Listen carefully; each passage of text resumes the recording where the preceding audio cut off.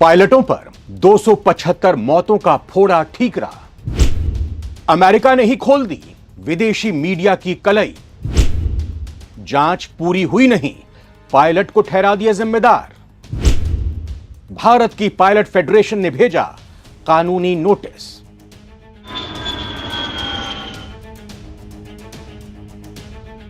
अहमदाबाद में हुए 12 जून को एयर इंडिया के प्लेन क्रैश की जांच अभी पूरी भी नहीं हुई, लेकिन अमेरिकी मीडिया इस हादसे के लिए पायलटों के मत्थे दोष मढ़ने लगा। इस विमान हादसे में 275 लोगों की जान चली गई थी। अमेरिकन मीडिया यह दावा कर रहा है कि यह हादसा पायलट की गलती से हुआ था, लेकिन अब अमेरिका के national transportation safety board NTSB की चेयरपर्सन जेनिफर होमेंडी ने ही इन मीडिया रिपोर्ट्स पर सवाल उठा दिए हैं। उन्होंने इन तमाम अटकलों को जल्दबाजी और अनुचित बताया है। आप सोच रहे होंगे कि ये NTSB क्या है, तो आपको बता दें कि यह कोई ऐसी ऐरी गैरी नत्थु खैरी संस्था नहीं है, बल्कि अमेरिका में होने वाली हर डोमेस्टिक यानी घरेलू यात्री विमानों की दुर्घटना और परिवहन यानी कार्गो विमानों में होने वाली महत्वपूर्ण दुर्घटनाओं की जांच करता है। अपने जांच निष्कर्षों और विशेष अध्ययन के आधार पर यह बोर्ड भविष्य में होने वाली दुर्घटनाओं को रोकने के उद्देश्य से सिफारिशें भी करता है। यह एकदम वैसे ही है जैसे भारत में AAIB यानी एयरक्राफ्ट एक्सीडेंट इन्वेस्टिगेशन ब्यूरो, जिसने अहमदाबाद में हुए एयर इंडिया विमान हादसे की जांच की और उसकी रिपोर्ट पेश की। तो अब आप समझ गए होंगे कि अमेरिका की एक प्रोफेशनली एक्सपर्ट संस्था की चेयरपर्सन जब यह बात रख रही हैं तो उसे गंभीरता से लेना ही होगा। तो NTSB की होमेंडी ने शुक्रवार को बयान जारी कर कहा कि इस स्तर की जांच में समय लगता है। इसके साथ ही उन्होंने यह भी कहा कि अभी जो मीडिया रिपोर्ट सामने आ रही हैं वो समय से पहले और अटकलों पर आधारित है। उन्होंने साथ ही यह भी साफ किया कि अमेरिका की एजेंसी NTSB भारत की विमानन जांच एजेंसी AAIB की चल रही जांच में सहयोग करती रहेगी। जेनिफर होमेंडी ने अंतर्राष्ट्रीय मीडिया की हालिया रिपोर्ट को लेकर जो कहा है उसके मुताबिक जल्दबाजी और अनुमान पर आधारित बताया है। उन्होंने कहा कि एयर इंडिया 171 क्रैश पर जो खबरें सामने आ रही हैं वो अधूरी और जांच से पहले की अटकलें हैं। भारत की एयरक्राफ्ट एक्सीडेंट इन्वेस्टिगेशन ब्यूरो ने केवल प्राथमिक रिपोर्ट जारी की है और इस स्तर की जांच में समय लगता है। दरअसल AAIB की तरफ से हाल ही में जारी की गई प्रारंभिक जांच रिपोर्ट में यह बात सामने आई थी कि दुर्घटना से पहले कॉकपिट में भ्रम की स्थिति बनी हुई थी। रिपोर्ट में engine fuel cut off switch की पोजीशन को लेकर भी सवाल उठे हैं, जिससे विमान के इंजन को ईंधन की सप्लाई बंद हो गई थी। अमेरिकी समाचार एजेंसी रॉयटर्स की एक रिपोर्ट ने इस आशंका को और बल दिया, जिसमें दावा किया गया था कि कॉकपिट रिकॉर्डिंग से संकेत मिलता है कि विमान के कैप्टन ने खुद इंजन के फ्यूल फ्लो को काट दिया था, सप्लाई को काट दिया था। रिपोर्ट का हवाला देते हुए यह भी कहा गया कि अमेरिकी अधिकारियों की शुरुआती जांच में भी इसी बिंदु पर ध्यान दिया जा रहा है। AAIB की शुरुआती रिपोर्ट में बताया गया कि उड़ान के दौरान फ्यूल सप्लाई अचानक बंद हो गई।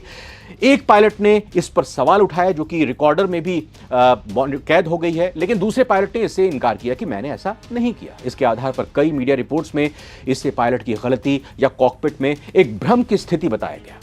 ये सारी भ्रम की स्थिति मीडिया रिपोर्ट्स के जरिए पैदा की गई जो प्रारंभिक रिपोर्ट AAIB ने सौंपी थी। इस बीच भारत की AAIB ने भी मीडिया में आई कुछ रिपोर्ट्स, खासतौर से द वॉल स्ट्रीट जर्नल की रिपोर्ट को अधूरी और अपुष्ट करार दिया है।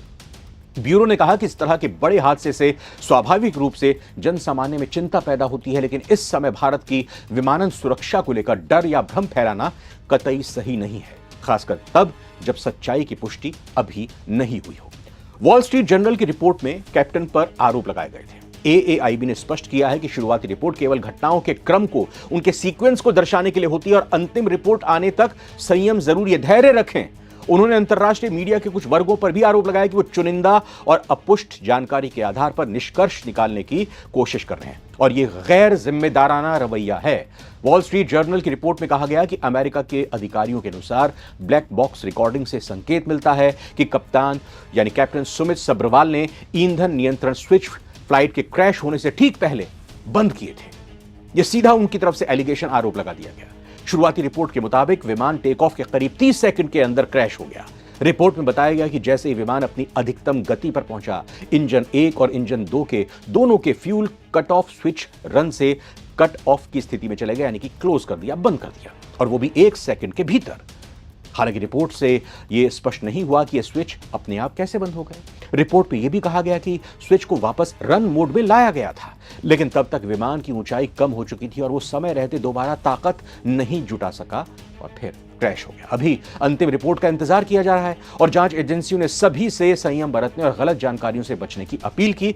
हालांकि इन बिंदुओं को लेकर अब तक ना तो विमान बनाने वाली कंपनी बोइंग, ना उसका इंजन बनाने वाली GE aerospace, air India, DGCA और एएआईबी, इनमें से किसी ने भी आधिकारिक प्रतिक्रिया नहीं दी है।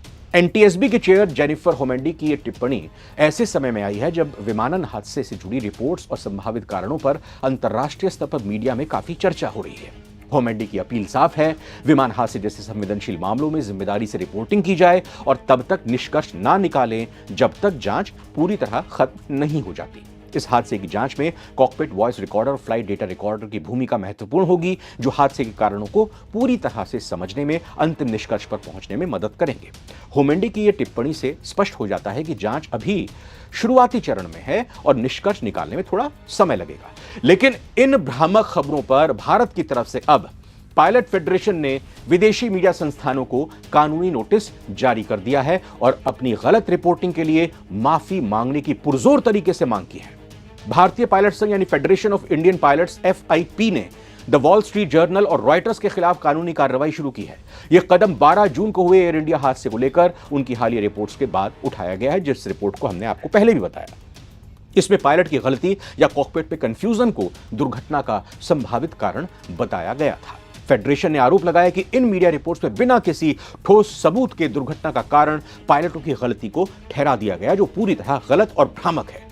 FIP की तरफ से भेजे गए कानूनी नोटिस में इन मीडिया संस्थानों से औपचारिक माफी की मांग की गई है और इनकी रिपोर्टिंग को सिलेक्टिव और अनवेरिफाइड बताया गया है। FIP ने बयान जारी कर कहा कि इस तरह की रिपोर्टिंग गैर जिम्मेदाराना है, खासकर तब जब जांच अभी जारी है। कानूनी नोटिस में कहा गया कि हम रिकॉर्ड पर यह रखना चाहते हैं कि इस तरह की अटकलों पर आधारित कंटेंट का प्रकाशन या प्रसारण बेहद गैर जिम्मेदाराना है और इससे मृत पायलटों की प्रतिष्ठा को गंभीर और अपूरणीय क्षति पहुंचती है, जो अब स्वयं को बचा नहीं सकते क्योंकि वो तो इस दुनिया में है नहीं। रॉयटर्स ने शोकाकुल परिवारों को भी अनावश्यक पीड़ा दी है और पायलट समुदाय के मनोबल को कम किया है, जो अत्यधिक दबाव और सार्वजनिक जिम्मेदारी के बीच काम करता है। FIP ने कहा कि भले इस हादसे ने बड़े पैमाने पर लोगों का ध्यान अपनी ओर खींचा हो, यह समय भारतीय विमानन उद्योग की सुरक्षा को लेकर चिंता या डर फैलाने का नहीं, खासकर बिना किसी तथ्य की पुष्टि के। उन्होंने मीडिया से आग्रह किया कि जब तक आधिकारिक जांच पूरी नहीं हो जाती तब तक अटकलें लगाने से बचें। आपको क्या लगता है?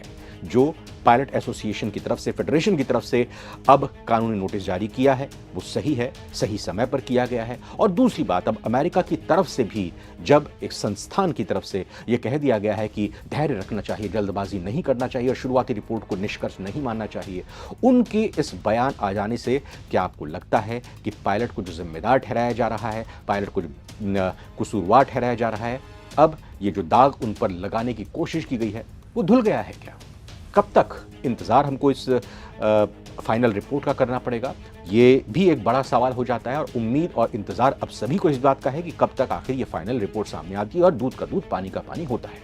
ये वीडियो आपको कैसी लगी ज़रूर कमेंट करके बताइएगा। फिलहाल बहुत बहुत धन्यवाद।